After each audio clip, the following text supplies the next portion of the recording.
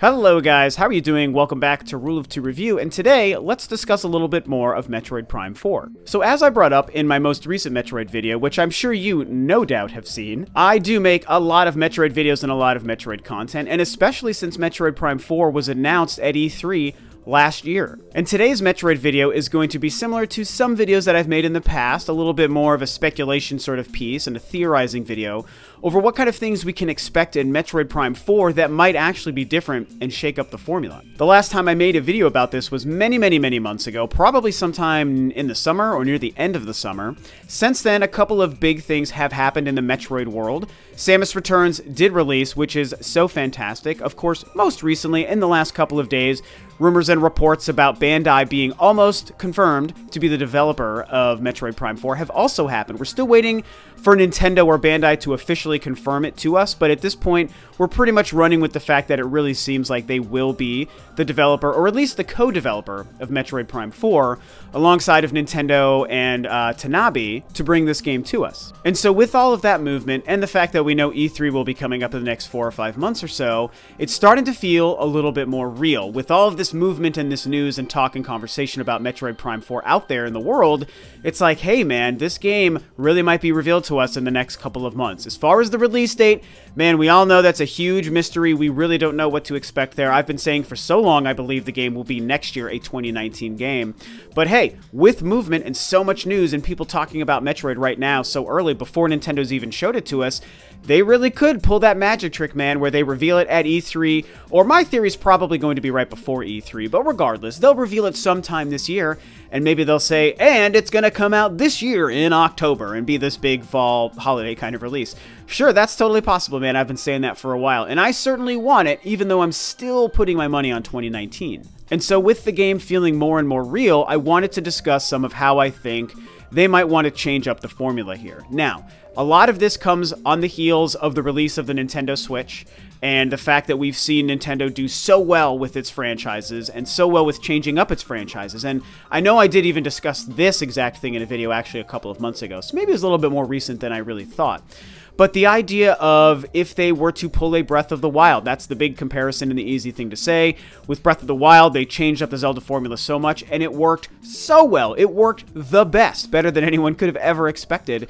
And so, while I don't think that they're going to necessarily, quote, pull a Breath of the Wild with Metroid Prime 4, what I do think is we still might see a Nintendo that knows it does need to start doing a couple of things differently enough with a lot of its biggest and tested franchises, such as Metroid. So when I start to think of a couple basic differences that Nintendo could apply to Metroid Prime 4, the big one that a lot of people have talked about is multiplayer, so we'll touch on that for a little bit. Could we expect multiplayer in a Metroid Prime 4, and should Nintendo do it? You know, I've gone back and forth on this so many times over the last year. I've had a lot of people ask me about it in comments on Twitter, on live streams when discussing Metroid, because I love to talk me some Metroid and some Metroid Prime 4. And I've never really felt comfortable coming down on one side or another on what Nintendo might decide to do with multiplayer. But I'm tending to lead more and more towards, I think they might actually do it, you guys. I think that there is a possibility that Nintendo does see an opportunity here with a brand new Nintendo Switch, with a brand new Metroid game, a brand new Samus console adventure that we haven't had in so long, and such an important online focus in the gaming industry now since the last game, which was Other M in 2010. And sure, there was an online focus in the gaming industry at that time as well, but it was a little bit newer. With like Call of Duty really only a couple of years old as far as taking the world by storm. But compared to now, it's just a whole different beast, man. I mean, and we also even know that Nintendo is going to be launching their online service in September this year, which I would put almost $1 million will be before Metroid Prime launches. Even if Metroid Prime launches the day after the online service goes up, which I don't think is the case, but either way, that online service will be pretty new, I think, by the time Metroid Prime 4 finally hits us. And for that reason, I'm willing to bet that they're like, hey, we can just kill so many birds with one stone. We'll get the online service out. We want to convince people why it's worth it. We need software that supports play online. And if it's our own first-party stuff people are excited for, that's the best way to do that. So that's where people start talking about an Animal Crossing or a Smash Brothers launching alongside or near the launch of the online service. And I absolutely think that that's going to happen. Something will come along with it. And one of those things that could eventually help with the online network is Metroid Prime 4, which will be so anticipated, and it's going to be so freaking good. I just know it. I can't wait for this game to launch. And hey, if they have a solid and good multiplayer component, then I feel like Nintendo's winning all across the board there, because they get hopefully a great Metroid game with a great online component, and they're using that to help convince people to sign up and pay that $20 a year for their online service. Now, of course, the question then becomes, how would they do the online? Would they do co-op? Would they do competitive? Would they do both? Would they do something like even Federation Force? That's actually an idea somebody brought up to me months and months ago, and man, I can't remember if that was just on a comment or a video or when I had first started live streaming, which I only first started doing that like 6 months ago.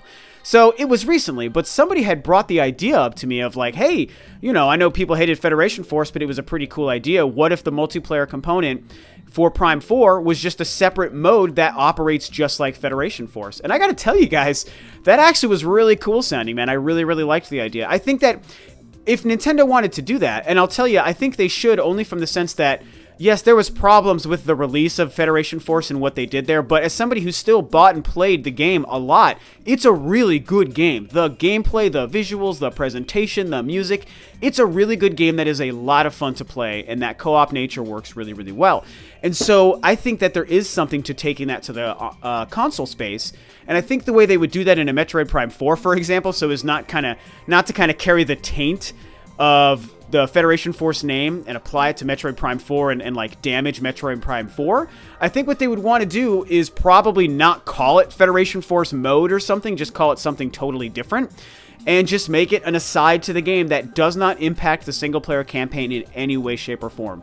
The campaign cannot have any multiplayer. That would be very, very sad to see if Nintendo tried to do something like that where, oh, you can play through it single player or multiplayer. And it's like, no, don't do that.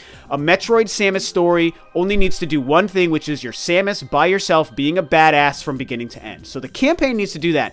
But if they want to bring in multiplayer modes and they want to do one that operates in co-op just like Federation Force, but not call it, again, Federation Force mode, then I think that that could work. Of course, the competitive thing makes a lot of sense. Nintendo has done that twice before. They did that with Metroid Prime 2 Echoes, of course. There was an offline-only kind of a deathmatch-style mode, and it was very interesting. It was cool for what it was as an experiment, but it wasn't, like, really great or fleshed out. And then, of course, they did Metroid Prime Hunters on the DS, which was an online-focused competitive shooter game. And it's pretty cool. Most people hold that game in high regard, which makes me happy to see. I think it was fun for what it did. I definitely like it. I still own my copy of it. It's a very unique piece of, like, the Metroid history. And it shows that Nintendo has been willing to dabble in online competitive shooting matches and modes before. And so, yes, I could see Nintendo ultimately doing something with the multiplayer to shake up the formula for Metroid Prime 4. Now, as far as the actual gameplay for the main game and the story, the campaign, the mission, whatever is going to be happening with what Metroid Prime 4 is, that's a little bit trickier to say. There's a couple of things. I've talked about like some gameplay tweaks in videos before, but I think of some things that maybe might be a little bit more aesthetic when I consider how they might want to change up Metroid Prime 4. And, I mean, could they do something that's a little bit more open world than they've done in the past? Yes, I do think that that is possible. And that's tricky because that's when you start to get into the conversation of, are they pulling a Breath of the Wild for Metroid Prime 4 and just saying, oh, Breath of the Wild worked by making it so open world, they should just do that exact thing for Metroid Prime 4, make it just this big open world, and that's it. And while I do think a Metroid game of any kind could probably work that way eventually, I don't know that we need that necessarily applied to Prime 4, because Prime 4 still has to feel like a Prime game. I feel like a new Metroid game that's its own name and it's not a sequel to another game in the series, it's just like Metroid XYZ whatever. That's when you can maybe try doing that and make that game built on the foundation of a big open world sandbox. But for Prime 4, it's got to still do things that are very similar to the Prime games. But I do think that you could still find a compromise between that when I think about Prime 4. Maybe there is a way to compromise between the more linear structure, there's backtracking, but it's still linear structure to a Metroid Prime game with the open world nature of a Breath of the Wild or myriad other different sandbox kinds of games. I think that there is a compromise, and I wouldn't really know how to, I guess, explain it any further than that. I'm not a game developer, so I don't really know where I could go as far as giving you guys examples, but I think it's basically just what I said. Some sort of, you know, in-the-middle idea between what a Prime game is and a Breath of the Wild open world is. That could be cool, and I could see them trying to do something like that to change up sort of your traversal and the organic nature that you flow through the game and the world of Metroid Prime 4. That could be really cool. Something else I think we might see, and this is going to sound really, really weird, you guys, so don't freak out and just give me a minute to explain. I think we might see a situation where the game has some 2D sections to it. And I know that sounds weird because you're like, oh my god, that's a totally different kind of Metroid game. That is not a Metroid Prime game. What are you talking about, Rob? And I hear you. There is no doubt in my mind that Metroid Prime 4 will be a first-person game. So don't get me wrong there. Let's not mince words here. When Prime 4 was first revealed at E3 last year, a lot of people were talking about, ooh, will this game be first-person like the other ones, or are they going to do something different, or what are they going to do? No. I'm going to squash that conversation right here. This game will be a first-person game. There's no reason to think Nintendo would make a Prime 4 and not make it first person. Again, if it was a different Metroid game, they could get away with making it third person, 2D, first person, whatever they wanted, but it's Prime 4. It's a sequel to 3 first person only games. Prime 4 will be a first person game. But what I think they might be willing to do still, and change up the gameplay and the aesthetic and the way we kind of perceive Samus in this game, is they might have some sections of the game or certain areas that you go to that might actually take you out of the first-person visor of Samus in her suit and actually let us see Samus from a third-person perspective. And what if they do that in a 2D fashion? Imagine coming up to a section, and similar to how in Mario Odyssey, there are ways to interact with the world where you just enter a pipe, usually, and that pipe all of a sudden shifts the perspective of the game, and the camera pulls out and it moves, and it shows you a flat surface, and Mario is in his 2D form, his 2D 8-bit form, and he's going back and forth in a small little 2D section. What if Nintendo did that with Prime 4? And the camera would suddenly, you know, come out of Samus's helmet, pan back, turn around to get a profile shot, and suddenly she has to traverse through some sections in 2D. Now, when I say 2D, I don't mean like a flat 2D the way like a Super Metroid looks, or like the sections in Mario Odyssey would be. I think something more like what Samus Returns is, where we know it's using 3D polygonal models and 3D polygonal backgrounds and areas. Like, the map won't change that you can traverse in first person, but the camera just pans out to the side, and suddenly for a small section, Samus, while being a 3D model herself, can only move on a 2D plane for whatever puzzle solving or traversal she's trying to accomplish, or whatever item she's trying to get or upgrade. I think that would be really super cool, and I would not put it past Nintendo to do that. I tell you, man, it kind of makes me wish I was an animator or somebody with like some graphic design skills so I could create something and kind of show you guys what it would look like and feel like on a video. But that's not me, man. I have a totally different kind of career. I don't work in that sort of field whatsoever. I'm just a drummer and a nerd who likes video games and Metroid. That's my skills. I cannot make those kinds of things to show you guys, so you're going to have to forgive me there. But I feel like most of you guys are going to be able to catch on and follow with what I'm saying and trying to present here. I think it could be really cool. And so, you know, in wrapping up, I've talked about other ideas before, like should there be more scanning or less scanning or no scanning as far as the visor. I expect the visor to play a role, and I expect there to be some form of scanning in different visors. How are the weapons going to work? Are we going to have the stacking weapons like in Prime 3, or are we going to have different weapons that you select, different versions of your arm cannon, I should say, that you select, like in Primes 1 and 2? Who really knows? I feel like there's 100 different things they could do with the weapon system, and I'm not really going to predict it too much more than that or theorize about it. I really just think at the end of the day, we're going to have to wait to see what happens. I mean, hey, we need Nintendo to give us some solid information on this game. And when can we expect it? Before E3, at E3, maybe in some weird instance even after E3. I would be shocked if that happens. I'm sure we're going to hear about it before or at the convention.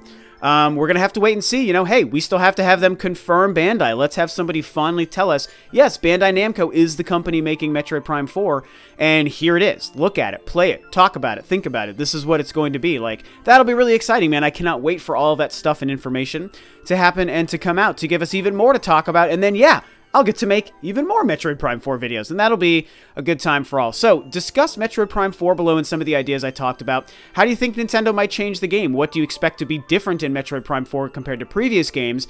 And is there a fear you have that it might end up somehow being too different, that it might ruin the Prime name or not feel like a true successor to the first Prime trilogy? I do want to hear your thoughts on what I said and what other theories you guys might have as well, and that is going to be it. Thanks, of course, as always, for tuning in. This is Rob of Ro2R Review, and I will catch you guys next time on another video.